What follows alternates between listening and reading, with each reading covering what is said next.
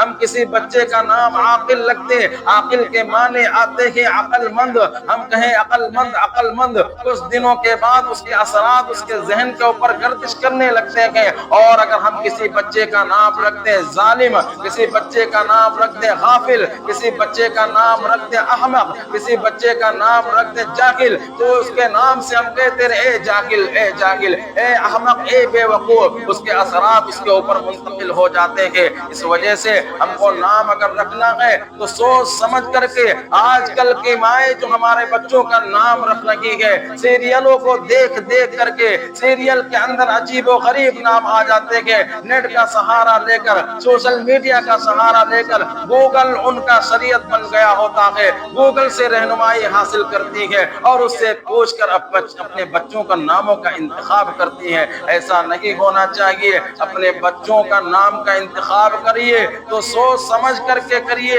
کیونکہ اس کے ناموں کا انتخاب جو ہم کریں گے اس کے معنی کے اثرات اس بچے کے اوپر منتقل ہوں گے۔ اور تیسرا حق جو بیان فرمایا کہ والدین پر بچوں کا جو تیسرا حق ہے وہ یہ ہے کہ بچوں کو اچھی تعلیم دے، دین کی تعلیم دے، ان کو دینی تربیت دے۔ ایک باپ کے لیے اس دنیا کے اندر اس سے بہترین کوئی گفٹ نہیں ہو سکتا کہ وہ بچوں کو دینی تعلیم دے اور دینی تربیت دے۔ باپ اگر اپنے بیٹے کو محل حوالے کر دے، اس کے لیے گاڑیاں خرید دے، اس کے نام پر زمین اور جائیداد لکھ دے، لیکن بچے کو دین کی تربیت نہ دے، دینی تعلیم نہ دے، تو وہ اس کا گھر کا دینا، اس کا مکان کا دینا، اس کا زمین اور جائیداد کا دینا اس کے لیے بیکار ہو جائے گا۔ جب وہ بچہ دین کی تعلیم حاصل نہیں کرے گا تو ہمارا نافرمان ہونا تو لازم ہے۔ یہ تین حقوق ہیں جو والدین کے اوپر بچوں کی طرف سے ہوتے ہیں، یہ تین حقوق کی رعایت کرے۔ اگر ان تین حقوق کی رعایت کو انسان نہ کرے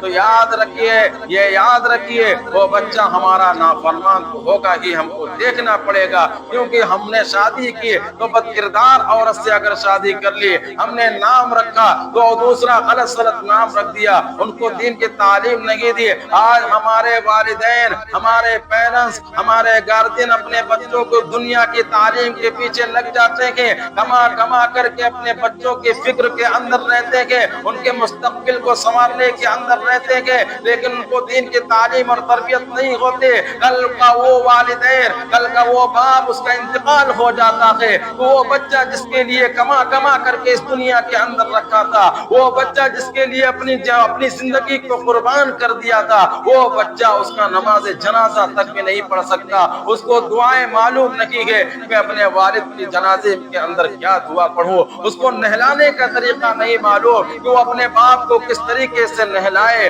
نہلانے کا ڈھنگ اور طریقہ نہیں معلوم۔ باپ نے اس کے لیے بڑی خدمت تو کر دی تھی، زمین جائیداد بنا دی تھی، بینک بیلنس بنا دیا تھا، لیکن اس کو دین کی تعلیمات سے آراستہ نہیں کیا۔ تو اس بیٹے نے حضرت عمر رضی اللہ تبارک و تعالی عنہ سے کہا کہ میرے والد نے میرے تینوں حقوق کی پامالی کی ہے، میرے حقوق کی ادائیگی نہیں کی۔ میرے والد نے جس عورت سے شادی کی وہ بدنام زمانہ تھی، لوگوں کے ذہن کے اندر اس کے لیے اچھے تصورات نہیں تھے، بد کردار تھی، مشہور زمانہ تھی، اور جب میں پیدا ہوا تو میرا نام جعل لگ دیا۔ جعل عربی کا لفظ ہے جس کے معنی آتے کیڑے کے، جس کو ہم ہندی زبان میں اپنی زبان میں کہنے گوبریلے کو کہتے ہیں۔ گوبریلا وہ کیڑا ہوتا ہے جو برسات کے اندر جانوروں کے گوبروں کے اندر رہ کر کے پڑا رہتا ہے۔ جعل جعل ہم کہتے رہے، وہ کیڑا وہ گوبریلا، یہ ہمارا نام رکھ دیا،